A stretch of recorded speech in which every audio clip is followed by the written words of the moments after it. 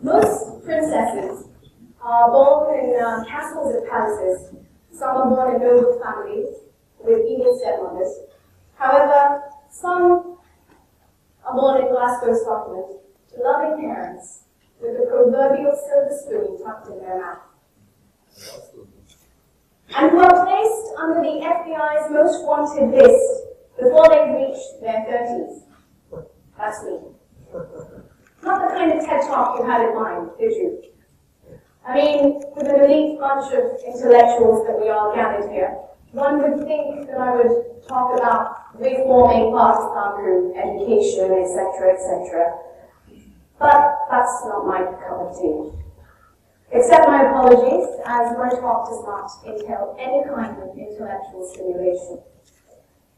I would like to tell you the tale of the Pakistani girl who hated Pakistan from the core of her heart, who, after being stuck here for reasons that shall unravel in the story, fell head over heels in love with Pakistan, its people, and her 3,000 children. The princess of our story was born in a beautiful place filled with castles and wondrous landscapes. That's Scotland. She grew up in the safest, most protective environment where she was free to do as she liked and have the world at her feet. She was very different from the rest of the girls her age, where other girls would be busy acquiring jewels and shopping and shoes, other common girly stuff. She was acquiring books, hordes and hordes of books. She was yearning for Rumi and Shakespeare and Milton and Keats. When the princess was barely out of her teens, her father decided it was time to move the family back to Pakistan, her homeland, where she would be reunited with her roots. The princess felt like a bird whose feathers had been clipped, and she struggled with the idea of leaving her lifetime of accumulated friends, dreams, and ambitions behind as the plane rolled off the runway. In Pakistan, her feathers weren't just flipped away, they were excruciatingly pulled out. Suddenly, she was a girl in Pakistan, coming from a very, very conservative family. She was not allowed to mingle with any boys, even though she went to a co-education school. She couldn't go out with her friends as she used to, but worst of all, she was suddenly told to consider a future entirely different from the one she had anticipated during her childhood.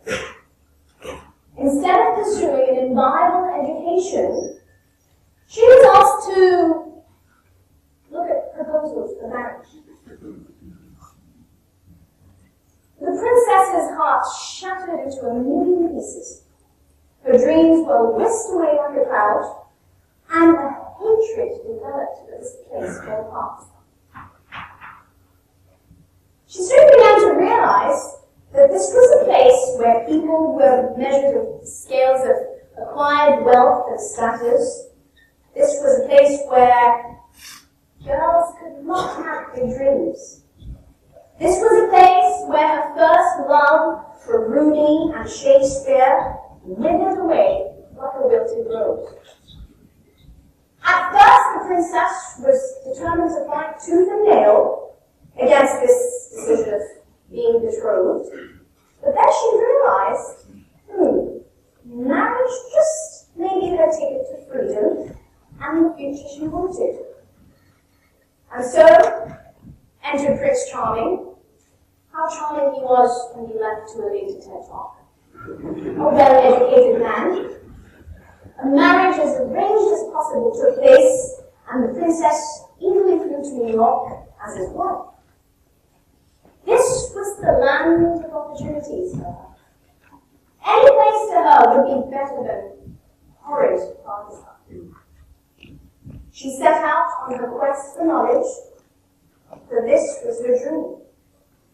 In New York, she went to university and finally unleashed her mind, poring over books just as she had imagined as a young girl. In the midst of this wondrous time, the princess soon had her own little prince to take care of, a little boy. You see, the evil in this fairy tale are no stepmothers or dragons or witches. It's fate. Fate which is uncontrollable and immutable. Her marriage was on the brink of dissolution, and she kept pondering for a few years on whether to remain in this strenuous phase of her life or return to the horrid place which she could never ever call home. Fate and destiny, however, had other plans for her, and so she, with her hard-earned degree and her little prince in tow, who, by the way, wasn't hers in the eyes of the law anymore, returned to the dark abyss that was Pakistan. Once again, she remained bereft and bitter, utterly hopeless, and felt trapped. This time it was worse, because she was a divorced woman, and had apparently allowed most of her chances of getting anywhere in life. The cherry on the cake through this whole ordeal was that she got dragged into a horrifying custody battle for her little prince, where she was accused of something known as international parental kidnapping. Yeah, and got listed right under Osama bin Laden on the FBI's most wanted list for committing the heinous crime of being a mother. After about years and years of gorging chocolate cakes and grinning on the verge of obesity and wondering what she was going to do, the princess, finally, against her father's wishes, decided to look for a job, as working in the family was never permitted. So she decided, rather than carrying on with the family business, it was better to her to pursue something that would be viable. She had a dream. Her dream was to narrate, to share her experiences through stories and to be heard. And with her lifelong passion of teaching, she was soon working at her own school for a meager salary, but a salary it was. As the students quickly became her friends, and she their confidant, it became apparent that the princess had a gift. She could get people to listen to her, whether it was her voice, her tone, or just the way she looked. It seemed to work. The princess moved on from becoming just a teacher to a career counselor, because she knew all too well what it was like to be in that place when you have no idea who or what to count on but yourself and your passions. It is this passion that she digs out from among her students and helps them lean on it rather than following age-long market and job trends. It is this magic that she spreads amongst her students that pushes them to do the impossible. For the princess, this was a completely new world. She had never been allowed to be independent. She had to always ask for everything and always turn to her family. This passion, combined with her independent reward, gave her a sense of accomplishment that nothing in the world could match. For the princess, her biggest accomplishment at that time was buying an economy class ticket on an aeroplane from her own money. That was the epitome of fulfillment. Suddenly the princess realized that this place that she had loathed her entire life was opening up doors for her that she could never imagine existed. Soon, her career picked off, and she got promoted every year due to her hard work and passion. However, there was something that felt incomplete. Yes, she was teaching, and people were listening, but she still had no way to get her messages across. she still had no way of telling her stories. She always remembered a very famous Rumi saying, "Why have I received only this?" I asked. And the voice replied, "Only this will lead to that." And that is exactly what happened. One thing led to another. Now, the princess knew that she would never ever get permission for acting or dancing or anything to do with the performing arts. That would be pushing it a bit too far with her father. So she decided that she would act, dance, and tell stories through people. Thus she began writing stories, and her passion for theatre gave way. Her passion was unleashed, and for the first time in her entire life, she fell in love. This love molded her actors and dancers to flawlessly deliver everything that she wanted to say and everything that she ever wanted people to feel. Today, the princess has over 3,000 children, the students. All who come to her in search of clarity at the brink of adulthood, anxious not to get lost in the forest of failure. The princess leads all of them into themselves in search of the great answer, because she knows that God has placed it in the safest place there is, their hearts.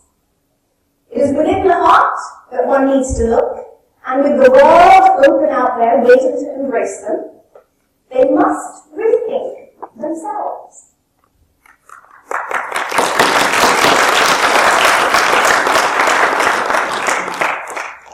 Some of the students have made it pretty big. Some are still unsure, and even more are successfully pursuing their vision. Others are still looking for the path that she knows. She knows that all of them will make it home just before the light in the window goes out. Today, the princess can't think of any other place that she would call home other than Pakistan. It is the country that she stumbled into, lost and terrified, always eager to escape. It is this country that threatened to swallow her whole. She was like Jonah in the belly of the whale. Instead, it took her in, like a child back to a room, and it was in Pakistan where she found all her dreams, where it all fell into place. The joys, the sorrows, the mistakes, the corrections. It was in Pakistan where she found love. And when that princess was asked to describe how she wanted to rethink Pakistan in the process of writing her TED Talk, she realized that she had rethought nothing but her own self and her own life. You see, for it is by rethinking ourselves that we can really rethink Pakistan and bring change. She did not need to be away from Pakistan in order to realize that she had so much to thank it for, but she had to live in it to come to that realization. And that, ladies and gentlemen, is how, by realizing her own place in the myriad of paradoxes that is Pakistan, did the princess rethink this land. And after 8 years of being trapped here, she no longer thinks of it as an entrapment. Her students often ask her what she will do when she resolves her issues and is finally removed from the FBI's most wanted list. I mean, why would you want to live here? Some of them say. And some of them say, where are you going to move to? She always smiles and replies, "This is the land where I arrived on a one-way ticket with my little prince, and this will always remain the land that I will eternally call home."